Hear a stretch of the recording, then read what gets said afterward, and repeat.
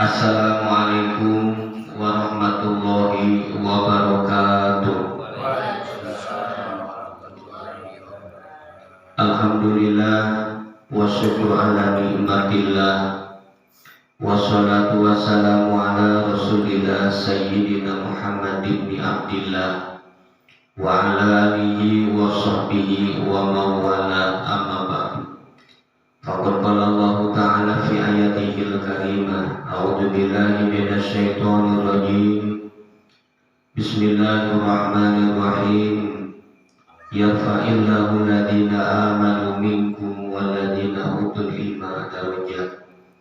Wa qala aydan fi ayatihil ukhra, hal yastawi alladhina ya'lamuna walladhina la ya'lamun. Al-ayat al-itmam bil ayat.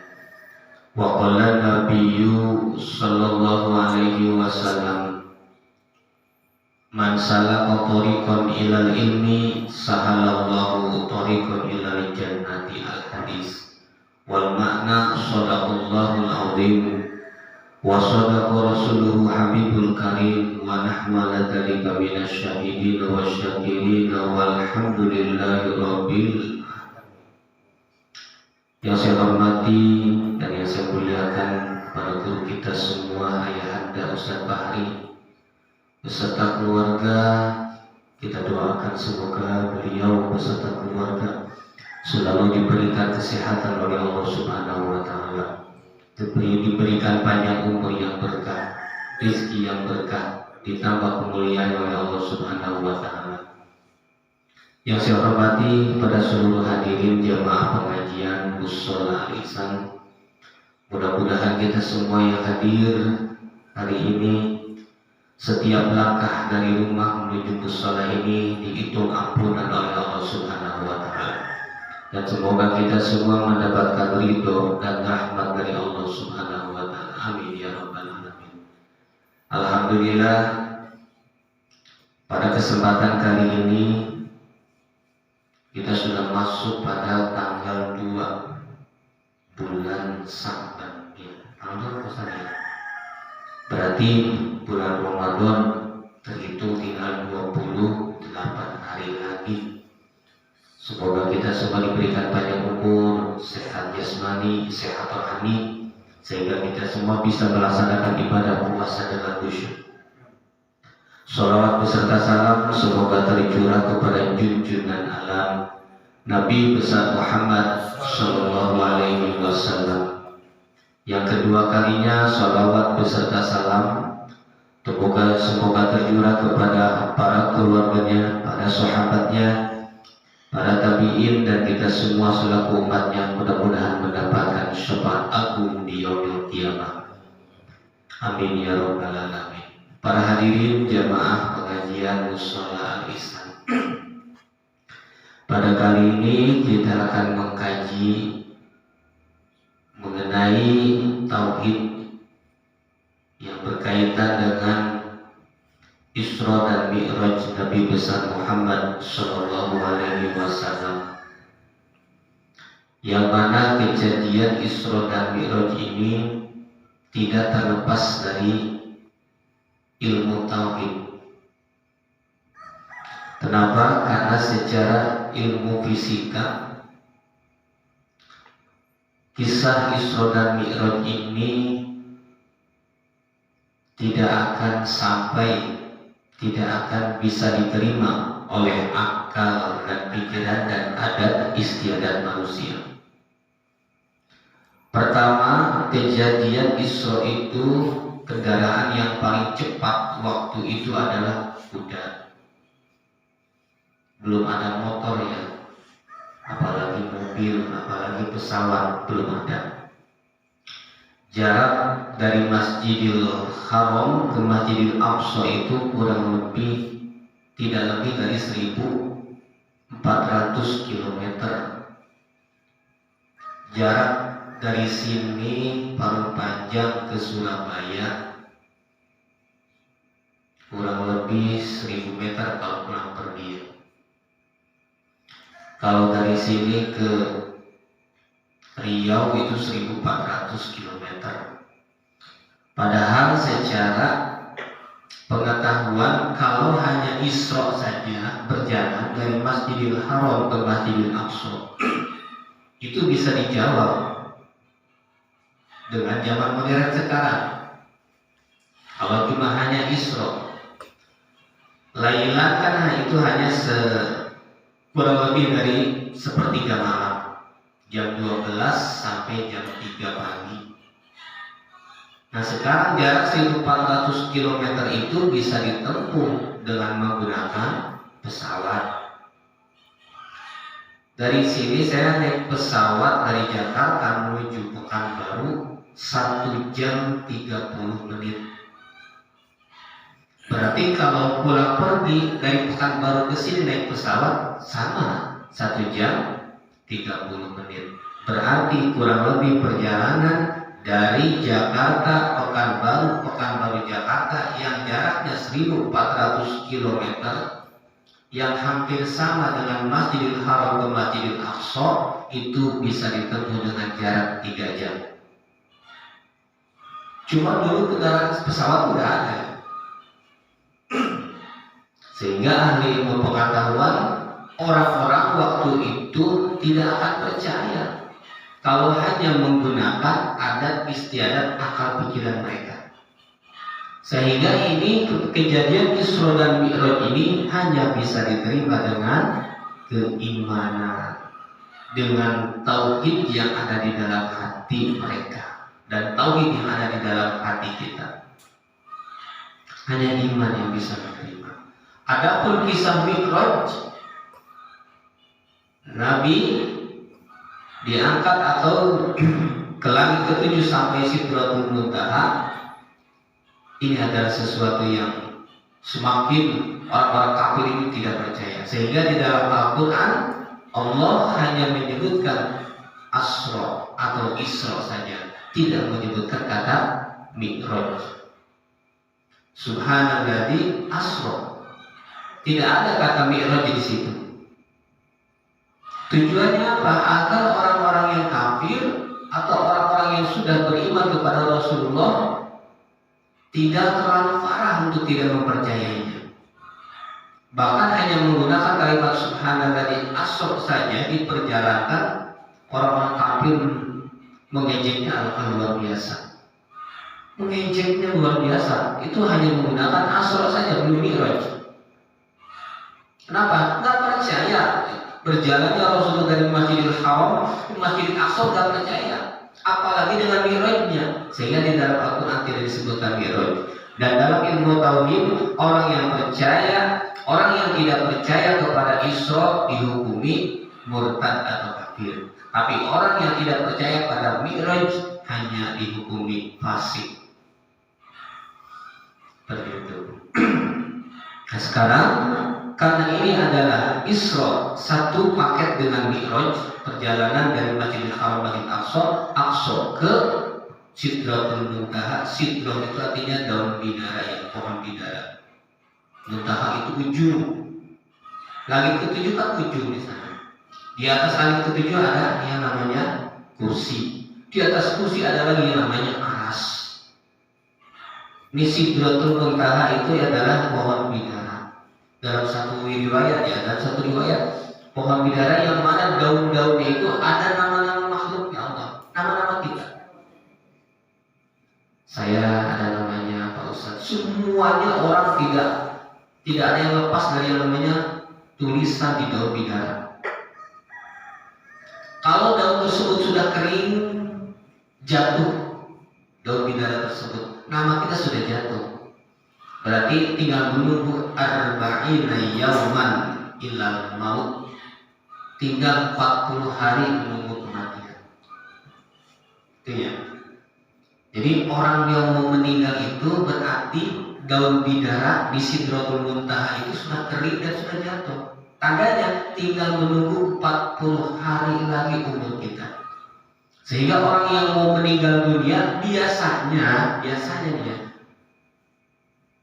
nggak kita sadari setelah meninggal. Oh pantesan kemarin tuh ngomongnya seperti ini, aneh-aneh gitu kan. Minta didoain. Oh pantesan kemarin tuh udah beda banget, baik banget orangnya. Ada perubahan, ada tanda-tanda dia tuh akan menuju kepada umurnya, pada ajalnya. Kenapa? Karena daunnya namanya sudah jatuh dari Sidratul Muntaha. Sehingga dia tuh udah disebut mayat, sudah sah disebut mayat. Sudah disebut jenazah, sudah disebut bangkai. Umurnya sudah jatuh, sehingga malaikat yang menjaga Sidratul Muntaha itu sudah menangis melihat kita yang sudah jatuh namanya, tapi di dunia masih perbuatan kita belum kepada Allah Subhanahu wa taala, belum taat kepada Allah Subhanahu wa taala. Nangis para malaikat. Makanya Rasulullah diangkat sampai Sidratul Muntaha. Ini menggunakan kalimat subhana. Kalau dikaji subhana secara mutawi ini sudah sangat luar biasa. Ayat Al-Quran menggunakan subhana, mengkisahkan kisah-kisah di Al-Quran menggunakan kata subhana hanya dalam surat Al-Isra. Hanya kejadian Isra dan Mi'raj Nabi besar Muhammad Sallallahu Alaihi Wasallam. Kalau ayat-ayat yang lain menjelaskan kisah itu menggunakan banyaknya adalah huruf syartiyah. Wa idqala Yusuf li abihi wa idqala rabbuka, banyaknya seperti itu. Atau kul, atau menggunakan kalimat amr, tapi kejadian Isra dan Mi'raj menggunakan kata subhana. Kata subhana adalah artinya adalah maha suci. Kita saja yang mengucapkan kalimat subhanallah ini udah luar biasa pahalanya. Rasulullah Shallallahu Alaihi Wasallam bersabda, kalimatani khofifatani fil lisan, saqilatani fil mizan. Ada dua kalimat. Khofifatani fil lisan, saqilatani fil mizan. Dua kalimat yang ringan di lisan, tapi berat di mizan. Dua kalimat tersebut adalah subhanallah walhamdulillah. Subhanallah. Makanya sebelum subuh kita tuh zikir subhanallah bihamdihi, subhanallah bihamdihi, astagfirullah, sunnah. Subhanallah bihamdihi, subhanallah bihamdihi, astagfirullah. Dua kalimat subhanallah, alhamdulillah, enteng di lisan, enggak berat. Subhanallah, subhanallah, subhanallah, subhanallah, subhanallah, subhanallah. Alhamdulillah, alhamdulillah, alhamdulillah, alhamdulillah. Alhamdulillah pada subuh tadi sudah kita zikir meskipun hanya 33 kali. Namun meskipun ringan di lisan, meskipun cuma 33 kali, insya Allah di yaumil mizan nanti ketika ditimbang berat timbangannya. Berat. Sehingga akan mengalahkan dosa-dosa kita. Ya, makanya sering-sering tuh kalimat subhanallah, subhanallah. Nah di dalam Al-Quran surat Al-Isra diawali dengan subhana, ini dua kejadian luar biasa. Sehingga kalau kita melihat sesuatu yang takjub, yang aneh, pun subhanallah, sunnah mengucapkan subhanallah. Kita melihat pelangi, ucapkan subhanallah. Kenapa? Aneh. Siapa yang bisa buat pelangi? Subhanallah. Kita melihat pemandangan di atas gunung, luas sekali. Subhanallah. Melihat lautan yang sangat luas, pun subhanallah, sunnah. Melihat sesuatu yang takjub, sesuatu yang aneh, sesuatu yang agung, ucapkanlah subhanallah, sunnah. Nah ini kejadian Isra dan Mi'raj bukan kejadian biasa, makanya Allah mengawali dengan kata subhanallah. Dan artinya adalah Allah Maha Suci, zatnya suci, sifatnya suci, af'alnya disucikan dari sesuatu yang tidak layak atau tidak pantas bagi Allah. Ya, subhanallah. Kemudian kalimat asra. Asra artinya diberjalankan dari Rasulullah Shallallahu Alaihi Wasallam, bukan Rasulullahnya yang berjalan, tapi kalau udah asra, kalau sudah diberjalankan, nggak ada yang bisa menghalangi. Nggak ada yang bisa menghalangi. Jangankan Rasulullah, misalkan kita saja nih, kalau Allah sudah memperjalankan kita mau kemana pun, nggak ada yang bisa melarang. Makanya nggak aneh. Sehingga orang-orang waktu tersebut, orang-orang kafir, bahkan orang-orang yang sudah beriman pada waktu itu pun ada ada beberapa yang keluar dari agama Islam. Murtad kenapa? Karena pemahamannya kurang. Karena pemahamannya tentang ilmu tauhidnya kurang. Dia gak sadar, mereka gak sadar bahwasanya kejadian Isra dan Mi'raj ini bukan kekuatan Muhammad, bukan kekuatan manusia, tapi Allah yang memperjalankan. Ada asal di situ. Sehingga kita sunnah setiap akan melakukan sesuatu mengucapkan la haula wala quwwata illa billahil aliyyil azim. Tidak ada daya, tidak ada kekuatan kecuali atas pertolongan Allah Subhanahu wa taala. Allah. Setiap kita mau keluar rumah, ucapkanlah sunnah. Bismillahirrahmanirrahim. Allah wala haula wala quwwata illa billahil aliyyil azim. Meskipun doa itu ringan, tapi faedahnya banyak gitu. Faedahnya banyak. Kita mau berangkat kerja, ucapkan Bismillahirrahmanirrahim. Allah la haula wala quwwata illa billahil aliyyil azim. Setiap kita mau pergi kemana, ucapkan Bismillahirrahmanirrahim. Allah la haula wala quwwata illa billahil aliyyil azim. Kalau kita sudah menyerahkannya semua kepada Allah, jangan aneh ketika kita melihat atau sesuatu yang menurut kita nggak mampu ternyata mampu gitu. Banyak di luar dugaan. Nah, ini kejadian Mi'raj ini, kalau Allah sudah mau memberangkatkan, jangankan dari Masjidil Haram ke Masjidil Aqsa, waktu itu mau ke tempat yang jauh sekalipun Allah tuh mampu sebetulnya. Ya, tapi Allah hanya mengirodahkan Nabi Muhammad untuk berjalan dari Masjidil Haram ke Masjidil Aqsa. Itu. Jadi jangan sampai punya pikir, oh kenapa hanya ke Masjidil Aqsa? Masjid banyak. Di Timur Tengah masih banyak negara yang lebih jauh, masjid yang lebih jauh. Kenapa hanya ke Masjidil Aqsa? Allah mengirodahkannya ke Masjidil Aqsa. Sama pertanyaannya, kenapa saya lahir di tahun 2022? Allah mengirodahkan kita lahir di tahun 2022. Sebetulnya Allah mampu mengirodahkan kita mau lahir dimanapun, tapi Allah punya irodah sendiri. Allah mampu membuat pohon-pohon ini berjalan seperti manusia. Kenapa pohon tidak berjalan? Karena Allah tidak mengirodahkan pohon ini untuk berjalan-jalan seperti manusia. Kalau seandainya Allah mengirodahkan pohon bisa berjalan, yakin pasti akan berjalan kapan begitu. Apakah Allah mampu? Mampu. Allah mempunyai sifat qudrah, mempunyai sifat kuasa. Nah, sifat asr di sini pun sama. Allah yang memperjalankan Rasulullah dari Masjidil Haram ke Masjidil Aqsa. Allah yang memperjalankan. Kalau Allah yang sudah berkehendak, Allah yang sudah mengirodahkan, tidak akan ada yang bisa menghalangi. Ini kajian ilmu tauhid. Sehingga ilmu tauhid ini penting. Makanya ilmu yang disebut ilmu fardhu ain adalah ilmu tauhid yang pertama. Yang perlu kita terapkan pada anak-anak adalah ilmu tauhid pertama. Nah, kamu harus tahu di Allah seperti ini sifatnya.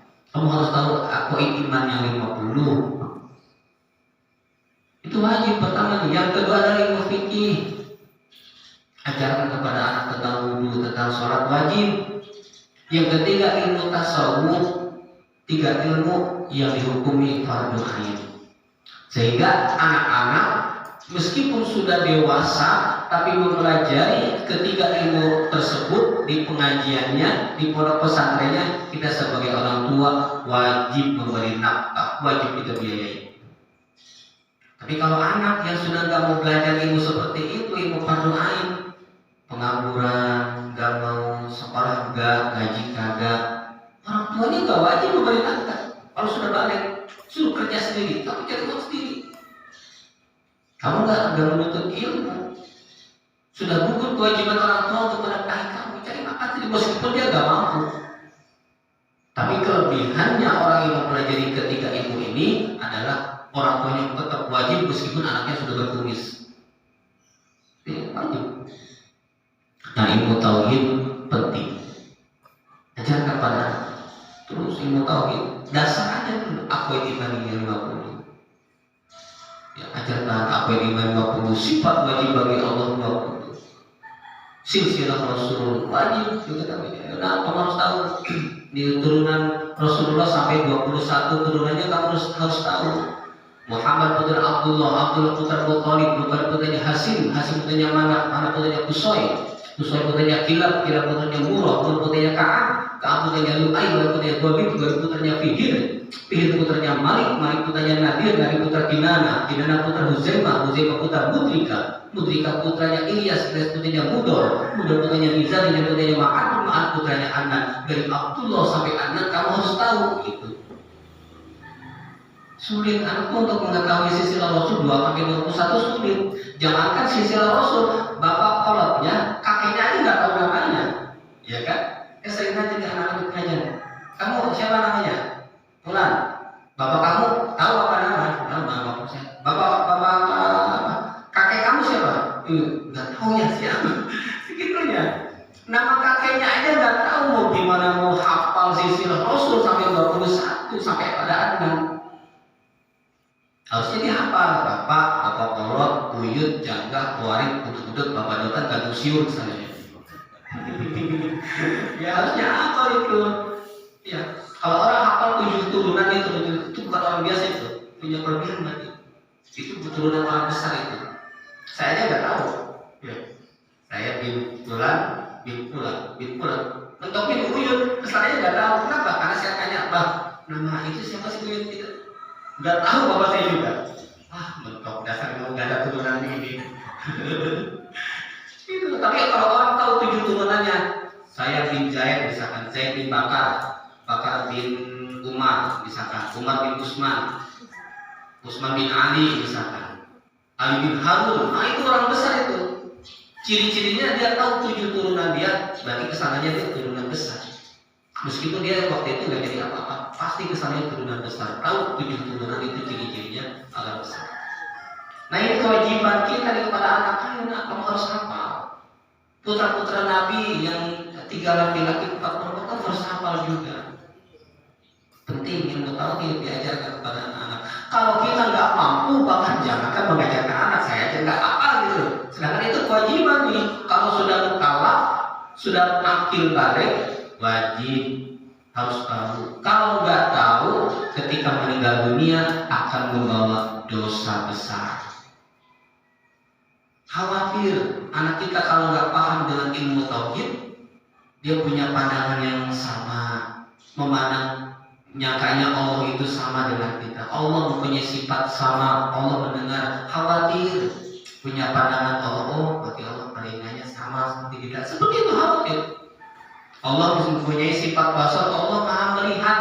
Oh, berarti punya mata sama seperti kita. Khawatirnya seperti itu. Sedangkan Ibnu Arabi dan Imam Sanusi mengatakan kalau hanya iman taklid dan mempunyai pandangan seperti itu tentang Allah, berarti menyamakan Allah dengan sifat atau dengan makhluk, dengan yang kudus, dihukumi keluar dari agama Islam. Nanti di akhirat dipertanyakan, meskipun kamu beriman kepada Allah, tapi kamu menganggap Allah seperti manusia, kamu diperdebatkan imannya. Bisa masuk ke dalam neraka itu selamanya. Khawatir. Harus diajarkan. Kalau nggak mampu orang tuanya, silakan titipkan pada pengajian. Di sini ada pengajian Al-Marjani. Karena kan ada kurikulumnya kan, tentang ilmu, belajar ilmu tauhidnya ada, ilmu fikihnya ada, ilmu tasawufnya ada, sehingga menjalur. Kalau anak-anak itu menjalur. Setelah paham ilmu tauhid, belajar ilmu fikih, biar kaifiah ibadahnya bagus, kaifiah ibadahnya diterima oleh Allah Subhanahu wa taala. Itu ya. Fakuluman, karena dalam kaidah fikih, fakuluman bigori ilmin ya'malu amaluhu marjudatun lataku. Setiap orang yang beramal tanpa ilmu, yakin ilmunya tidak akan diterima. Wudhu aja cakap-cakap, kita nggak peduli sebagai orang tua kita, karena sebagai orang tua yakin lah, saya perasa sama saya sendiri, saya ngajarin anak-anak ngaji, anak saya sendiri nggak mau juga kadang-kadang repot. Ayo kamu ngaji, nggak mau. Yang lainnya pada ngaji kita kuning, anak saya sendiri malah main, repot. Ternyata memang betul kata kiai, anak sendiri kita meskipun guru ngaji titipkan pada orang lain. Kenapa? Nggak bisa, emang nggak bisa banyaknya. Jarang yang mau anak tuh seorang anak ulama mondok di bapaknya sendiri, harus ke orang lain. Nggak mampu bapaknya sendiri, nggak mampu. Kecuali dari Cidahu kayak Abu ya Dimyati Abi. Abu Dimyati itu turunannya semuanya nggak ada yang jauh, mondok semua di bapaknya, luar biasa itu. Nggak ada yang jauh. Kenapa? Ada yang mengatakan, anak saya itu gak makan ikan asin, gak makan ikan, gurunya makan ikan. Saya bingung menitipkannya. Luar biasa. Anak saya udah gak makan ikan, gurunya menitipkan ke kiai yang lain itu masih mau makan ikan. Mendingan nyanyi ke bapaknya sendiri, gitu kan. Itu luar biasa. Nah, begitu. Kita gak mampu. Nah, kita sama punya anak, gak mampu titipkan pada pengajian. Nih, Pak Ustadz, ayah, tolong titip anak saya. Nanti di akhirat kita ketika dipertanggungjawabkan, insya Allah, nih anak kamu gak mampu nih ilmu tauhid, anak kamu gak mampu fikihnya. Ada jawab, oh udah saya titipkan, gugur kewajiban kita, gugur. Insya Allah gak akan ada tuntutan. Tapi kalau kita mengajarkan tidak kena kewajiban kita, kewajiban yang mengajarkan adalah orang tuanya. Kalau orang tuanya gak mampu menitipkan juga enggak, siap-siap dituntut oleh anak. Oh, karena nggak mampunya saya, karena orang tua saya nggak mengajarkan. Kemudian sekalinya nggak bisa mengajar pun nggak dititipkan kepada pengajian. Itu kesalahan kita nanti dituntut. Kemudian setelah ilmu fikihnya paham, melanjut kepada ilmu tasawuf. Sebab itu ilmunya kombinasi man tafaqaha bila tasawwafa kata Rasulullah faqad tafasaqo. Orang yang bisa ngaji tapi nggak bertasawuf, siap-siap saja jadi orang fasik.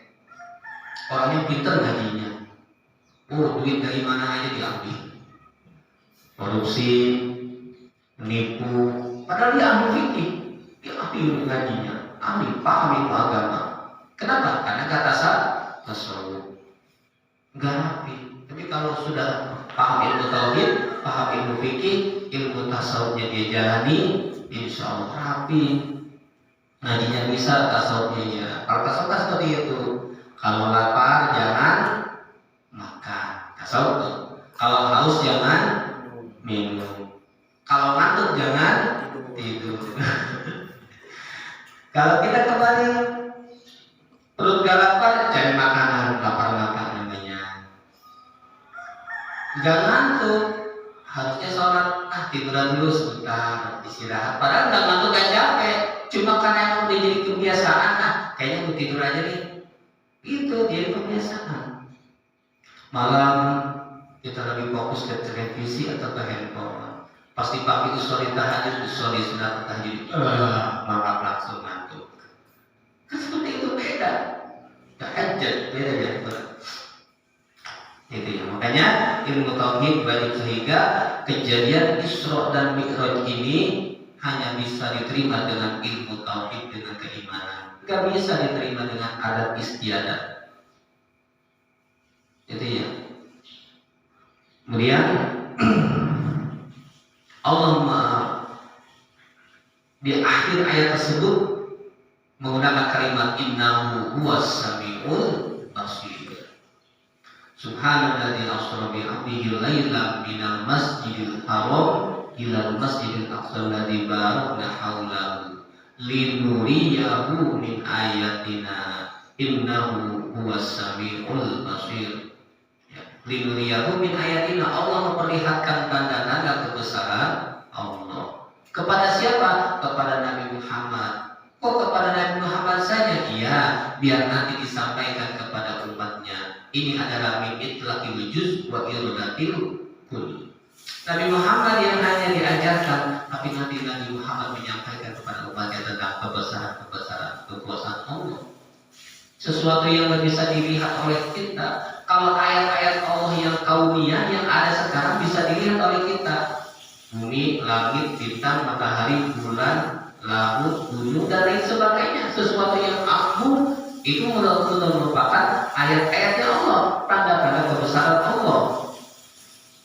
Tapi di dalam kejadian Isra dan Mi'raj ternyata ada lagi yang lebih agung. Ketika Nabi Muhammad memandang ke atas, beliau melihat arsy yang begitu agung. Kata Nabi Muhammad, ini gak mungkin saya akan mencapai ke arsy. Berhubung naik kendaraannya beda, bukan pesawat, bukan Apollo, buruk, mampu untuk nyampe ke arsy. Iya. Ini kejadian dengan kejadiannya akan melalui tauhid. Tadi percaya hanya dengan ilmu tauhid. Linuriyahu min ayatina innahu was-sami'ul basir. Allah mengakhiri dengan kata sami dan basir. Allah Maha mendengar dan Allah Maha melihat. Kembali lagi, melihat mendengarnya Allah berbeda dengan mendengarnya manusia. Kalau kita mendengar menggunakan telinga, ada daunnya, ada namanya daun telinga. Daun telinganya gak ada, jadi rata. Pendengaran kita berkurang. Semakin kita berusia, pendengaran kita berkurang. Tapi Allah, sifat saminya Allah menggunakan sifat saminya Allah, bukan menggunakan telinga seperti kita. Kemudian Sami'ul Basir, Allah melihat. Allah melihat dengan sifat basarnya Allah, bukan melihat dengan mata daging seperti kita. Ya, beda. Kalau sifat samanya Allah, Allah mendengar suara, sekaligus sifat samanya Allah itu bisa melihat suara, bukan hanya mendengar. Allah bisa melihat pada sesuatu zat, bukan oleh sifat basarnya Allah, oleh sifat melihatnya Allah, bukan hanya bisa dilihat, tapi oleh sifat melihatnya Allah itu Allah bisa mendengar zat atau mendengar air. Allah bisa mendengar tembok ini, bukan hanya melihat. Allah bisa mendengar meja ini, bukan hanya melihat. Kalau kita selalu mata kita hanya sifatnya melihat. Oh, saya dapat melihat kabel ini warnanya biru. Tapi sifat basarnya Allah ini bukan hanya bisa dilihat, tapi bisa didengar oleh sifat basarnya Allah. Luar biasa ya, luar biasa, Masya Allah. Itu ya. Jadi intinya pada surat Al-Isra tentang kejadian Isra dan Mi'raj bisa diterima dengan ilmu tauhid, tidak bisa diterima dengan akal atau adat istiadat sampai kapanpun. Kenapa? Karena mencapai langit ketujuh sampai Sidratul Muntaha, ilmu pengetahuan apa yang bisa mencapai ke sana? Saya yakin tidak akan ada yang bisa mencapai ke sana. Tidak. Karena kita sangat terbatas, kita sangat lemah, manusia sangat lemah. Tapi segitu lemahnya orang udah sombong ya, apalagi yang orang katai sudah nggak punya agama, bisa membuat pesawat sehingga Tuhan pun sehingga ini tidak akan bisa tidak akan bisa celaka. Dulu pernah terjadi pesawat namanya airframe, pesawat tercanggih di Perancis dengan pengamanan yang sangat luar biasa, sampai dalam keadaan cuaca apapun tidak akan menghalangi jalannya pesawat ini. Tapi sangat disayangkan ketika cuaca buruk, hujan salju, terjadi musibah pada pesawat airplane jatuh. Apa yang disombongkan? Pesawat Titanic ya, perahu Titanic. Tuhan tidak akan bisa menenggelamkan perahu ini, tenggelam. Karena atas kemampuan manusia sekarang pesawat yang nyampe ke langit ketujuh pesawat apa juga? Beberapa kilo udah habis bahan bakarnya atau berapa? Ya, gak akan ada yang mampu, sehingga ini hanya bisa diterima oleh keimanan, oleh tauhid. Sehingga sekali lagi penting ilmu tauhid, ilmu fikih, ilmu tasawuf kita ajarkan pada anak-anak kita. Yang dasarnya dulu, yang dasar sifat. Nah, Allah itu adanya nggak seperti kita. Nah, Allah itu kidamnya itu nggak seperti kita. Nah, Allah itu bakonya itu bukan seperti langit bumi. Beda ya. Kita silakan ajarkan kepada anak-anak, dan kalau tidak mampu kita titipkan pada pondok pesantren. Ya. Kita titipkan pada pengajian. Begitu saja yang dapat saya sampaikan. Terima kasih atas perhatiannya dan mohon maaf atas segala kekurangannya. Assalamualaikum warahmatullahi wabarakatuh. Waalaikumsalam warahmatullahi wabarakatuh.